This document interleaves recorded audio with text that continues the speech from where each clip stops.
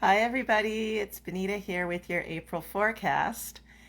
And it's an interesting one. We are using the Mystical Shaman Oracle deck. I love this deck. I love it for a couple of reasons. One of the things about working with decks is that I love the texture of them. I love, we all have a lot going on digitally in the world, and there's just something about working with something that has some heft to it. These cards, they're thick and they're, I don't know, there's just something about the way they're made. I just love the tactile effect of really well made cards. There's a lot of flimsier cards out there these days, and I love this deck. It's got a beautiful matte finish. For those of you who appreciate decks, and I have like 50 of them.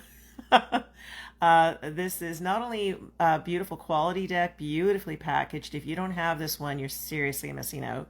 It's an interesting collaboration between Alberto Villoldo, Colette Baron-Reed, and Marcella Lobos. The imagery is very beautiful. It's very grounded, really earth colors and earth-based imagery. And this particular reading for April is also very interesting. The other thing I was going to say I love about this deck is it has reverse meanings. I always feel like when you have a deck that the cards mean something whichever way they show up, it's like almost having two decks in one because you get those different meanings. So the first card of the 3-card spread that I did, I'm doing a 3-card spread this time, is the Wild Woman card, but it came out reversed. And for anybody that's been following the news here, especially in BC right now, we're seeing a third wave. We're seeing a lot of variants. And what we're seeing corresponding is a lot of tension in interactions on the internet, in people, picking sides, the volatility that's occurring, like people yelling at health officials to get out of a restaurant they're eating in, even though they're violating the rules, as it were. So there's a lot of people getting very polarized around their thinking. And the Wild Woman card reversed is about obsessive thinking, about polarization. And it's basically saying, start to find your calm center. I think for all of us, we're feeling what's going on right now. It's a hard time. It's very, very challenging. So how do you simplify? And how do you find your calm center? It's very easy for all of us, and I've been guilty of it too, to get into debates and, try to present our way of thinking and hopefully try and see the other person's way of thinking. And sometimes we just have to agree to disagree, and that's okay too. But can you do it from a calm center? Can you find your place of peace? Can you accept that we're not all going to agree and we're all in this together, no matter where we're coming from? This is just the nature of our reality. So what can you do to simplify? And sometimes that means turn off the technology or do something that helps you to feel peaceful and just centered in yourself. So if you have a pet you can hug, if you have, something you can do for yourself that's nice and that's grounding, go for it. This morning I made myself a beautiful omelet. So I enjoy food, and I do my best to enjoy things that are relatively good for me. I'm going for a walk. This was a great weekend to get out there and do so. So it's something that I certainly encourage you to do, is find that thing that helps you to feel peaceful and look to simplify. So interesting that we're on the same theme, and all 3 of these cards, because this deck has all kinds of different things going on, but all 3 of these are particular figures. So with the Wild Woman, you've got that powerful energy coming from the heart. And so in the upright position, you're looking more at the heart centered, but when it's reversed, it's when things get tangled. It's when things get messy because we're so attached to our way of looking at things. It can also be getting stuck in scarcity and limitation and not seeing that there's a bigger picture going on in the world. As soon as, with manifestation, people think about, how do I live by the law of attraction? What you focus on is what you get more of. So if you're focused on lack, you get more lack. And we can focus on limitations being presented right now, or we can look at, how do I look at what is opening up because of those limitations. So, for example, I was on this morning at 8 o'clock with an author who's helping people write their books. Now, I've published before. I've been a writer all my life. I am channeling a book right now. And it's just really interesting to get onto something where there's other writers, actually other channelers as well. You know, we're attracted to subconsciously our reflection. So I found that really interesting to see other channelers on there. And just to know that I've got, I was thinking about it today, all the friends that I have all over the world now that I never would have known about or met had it not been for this past year. I have a friend I touch base with once a week in Scotland that I met on an Adyashanti online retreat. I just became friends with somebody else who came to an event I was running, and I made a new friend today from that event that I attended. So we are indeed becoming a more global community. So what can we focus on that we can embrace that is coming out of this, and find some joy in that? Some of the opportunities that might never have been presented to us, like getting to work from home when you want to, being able to stay with your family, to have more time to be grounded in your home life instead of always on the run. Second card, the Sorcerer. This card is all about how we can use our skills, our abilities in the negative. It's looking at what are we doing? What are we obsessing about? Again, it's about lack. It's about doing things that might be harmful or hurtful to others. And this card is an interesting one because it's a warning to be careful about how we walk our path in the world and how we treat other people. It also says, but you've got a second chance. So it's saying, things are getting kind of dark right now. People are really being triggered. This has been going on for a long time. And there's a purpose to all of this. It's bringing up our demons. If we have stuff to work on that we've been ignoring, we're kind of having to deal with it now. And so think of it in those terms. You know, the spiritual work, everybody wants to do it while it feels light and fluffy and playful.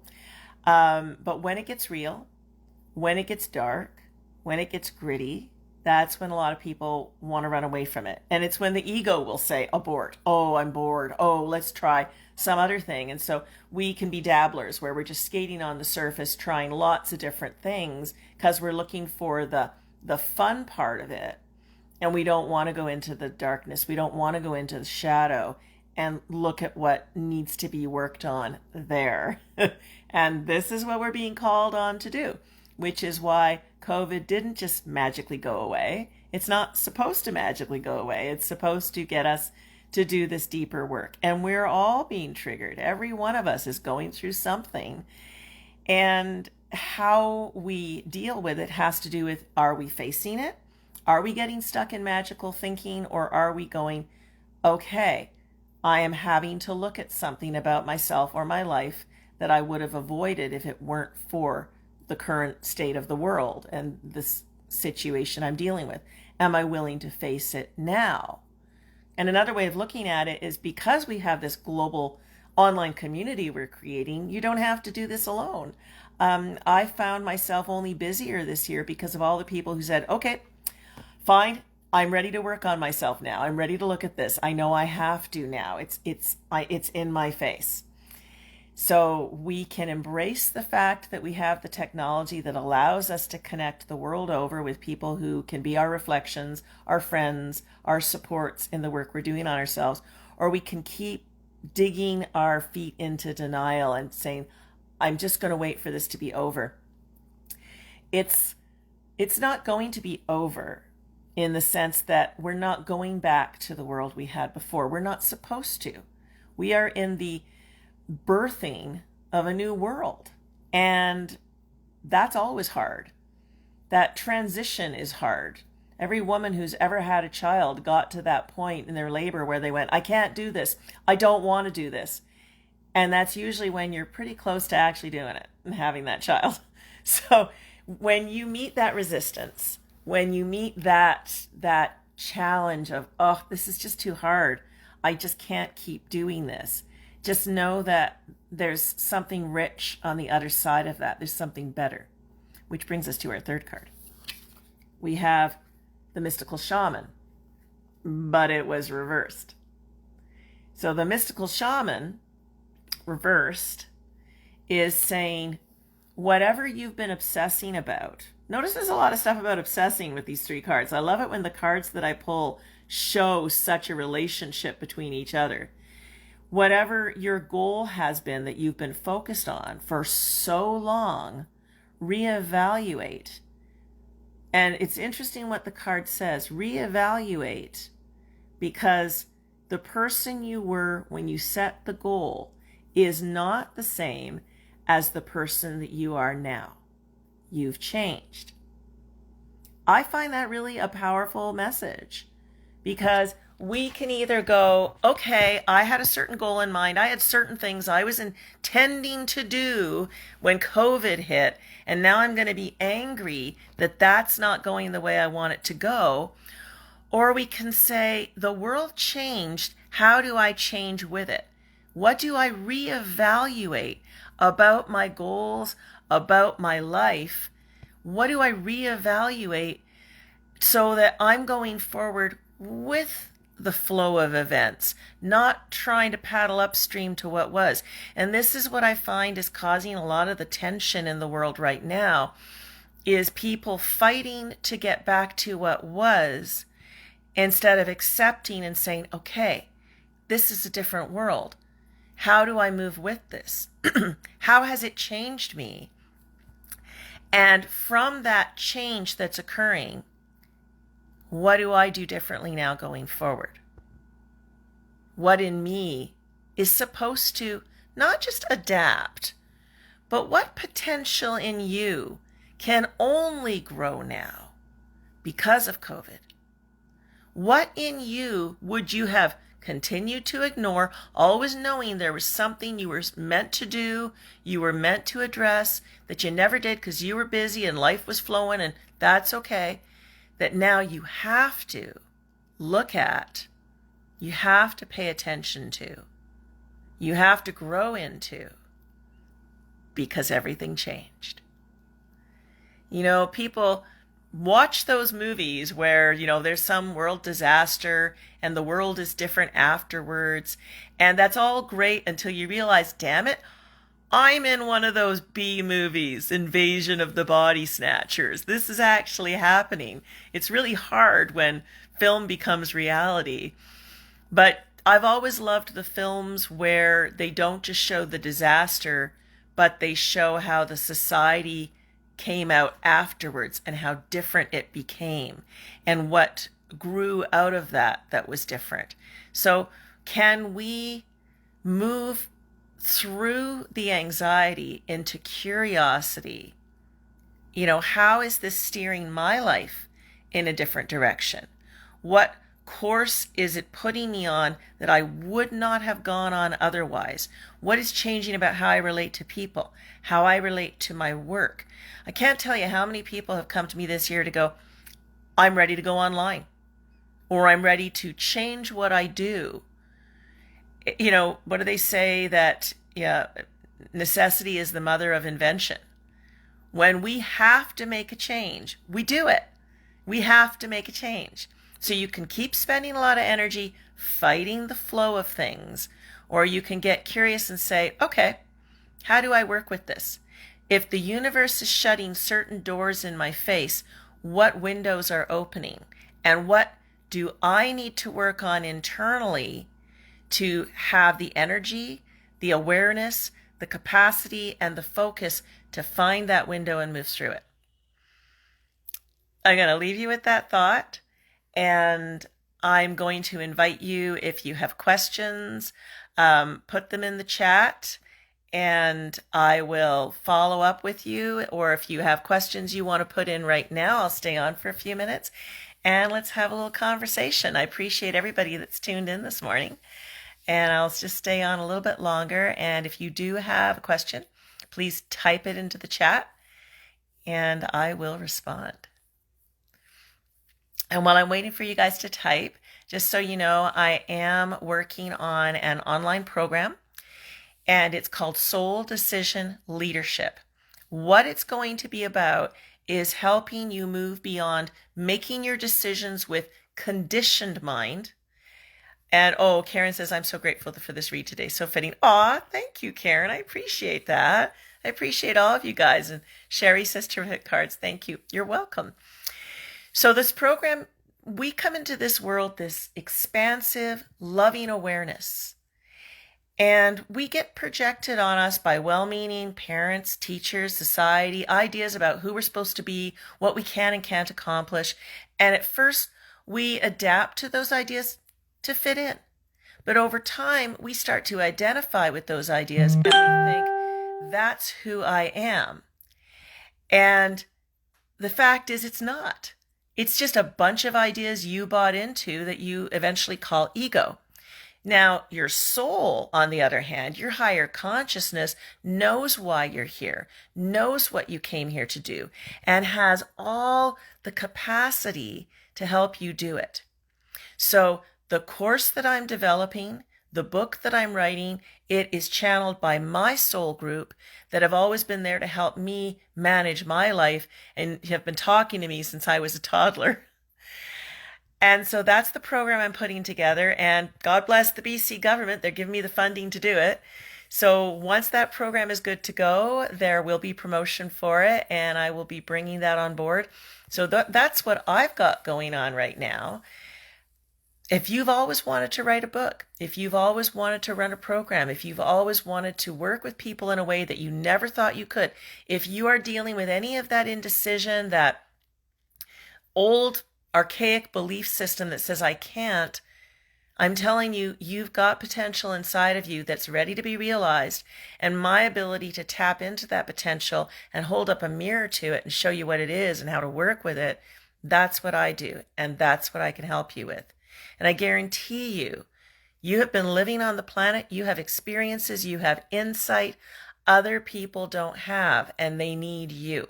So this program is going to be about working on every level to connect with your soul, your purpose, what you're here to do. And the last part is all about helping you get a business going if you want to succeed and establish yourself in your field. Oh, thank you, Sherry. She says she's looking forward to hearing about my course. Well, I've got the website in the works. It's in development now. And the universe has just made this the time, and I've got the energy and the focus to finish it up. It's been something in the works for a long time. What I will say about it is this. This is not going to be a program where hundreds of people sign up and you're just a number and you get materials and you never really get to connect with the coach. I have taken those courses. I've not been happy with how that works. I'm going to be taking a small group of people. There are going to be individual sessions. There are going to be group sessions. There's going to be written material, videos. You're going to have the whole package. And the interesting thing that we're going to do right at the beginning and during the program is I'm going to tune in on each of you and find out what's going on in your subconscious and help you work with the materials in a way that is tailored to your needs. So it's not a one-size-fits-all. It's taking the group that wants to work with me and having the course fit your needs. So you are going to feel held through this program, supported by me, by the group, by the material. Something comes up for you, it's going to be addressed. Nobody is going to fall through the cracks in this program. You're going to come out of it with a greater sense of who you are, what you're here to do, how you need to live that, and tools to create the kind of framework that supports you doing your work and walking your soul path. All right, my friends, I'm going to let you go. Have a fabulous day. I hope you all had a wonderful Easter. Get out there and enjoy the sunshine as gently as you can. Going to the park is great. I was down at Calamar yesterday, just loving it.